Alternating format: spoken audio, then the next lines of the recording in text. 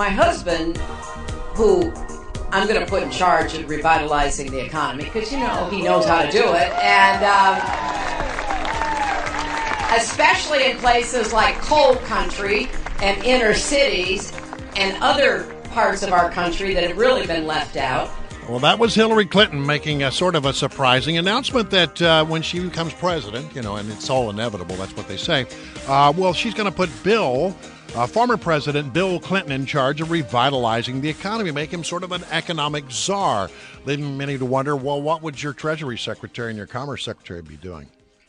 But, that's just me. Listen, we thought we would check in with a presidential historian to find out if, what the history of the involvement by first spouses has been in the past and how Bill might become that spouse and what role he might play. Jane Hampton Cook joins us now, presidential historian, author of upcoming book, The Burning of the White House, James and Dolly Madison and the War of 1812. You can learn details at janecook.com. Hello, Jane. Hi, thanks for having me this morning. Good to have you. This would be, the only thing I can think of that even comes close to this was the previous Clinton administration when President Bill Clinton put his wife in charge of revitalizing health care in America. Well, that really is the closest comparison because they campaigned in that 1992 campaign, the Clintons campaigned as 2 for 1. You're going to get 2 presidents for 1. And sure enough, he did put Hillary Clinton in charge of health care reform. It didn't work. It didn't go through. And she had her own office in the West Wing, which is where all of the, the chief of staff and the policy advisors are instead of the East Wing. So yes, that's probably the closest example we have is the last time, Bill Clinton ran for president. So what about the question of accountability here? Because it seems to me that the first spouse, I guess we have to use that terminology now, is always given a certain level of deference and reverence because they are the wife of the president up until now so far. And, they're always dealt with in a sort of congeniality. Even when Hillary Clinton was pushing health care, I remember congressmen just bending over backwards to praise her and to tell her how wonderful she was. No other member of a president's cabinet or advisors get that kind of treatment. It sort of puts them on an unequal playing field, doesn't it? Well, it does. And, there is no constitutionally defined role for the wife of the president or potentially, the husband of a president.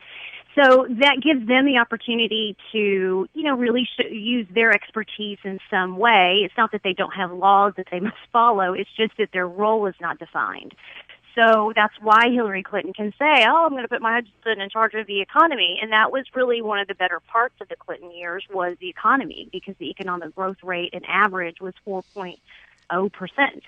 And, so it's really not a surprise, actually, that she said that. I'm a little surprised it's taken her this long to say it. Past presidents, beyond the Clintons, most of them have been ceremonial roles, or they take on a cause. Like for Michelle, it was, ending childhood obesity. I think school lunches. Laura Bush took on, the issue of libraries and et cetera, and reading and making reading very important. What have been some of the more interesting roles that have been taken on by first spouses? Well, Pat Nixon took on the role of volunteerism, which was, an interesting kind of role to take on back in those times.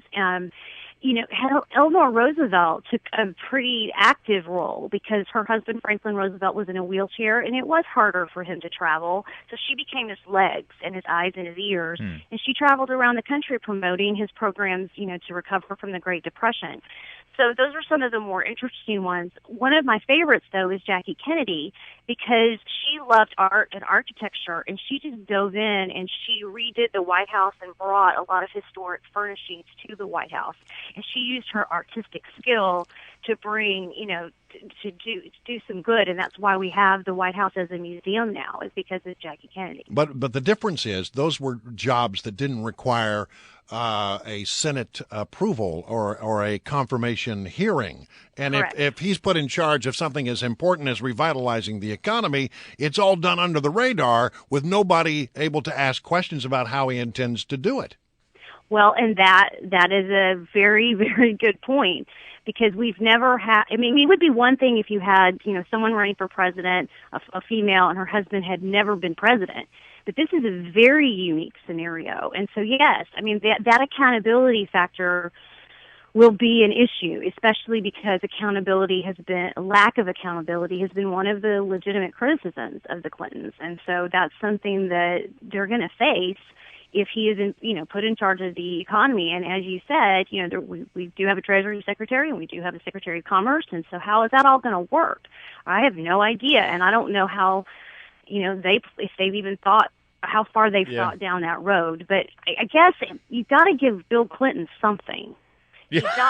He's not gonna, supervise the cookies in the kitchen of the White House. I just don't see him doing that. Why not? Very detailed. But I mean, he could. But I could sort of see him not taking that role. Yeah.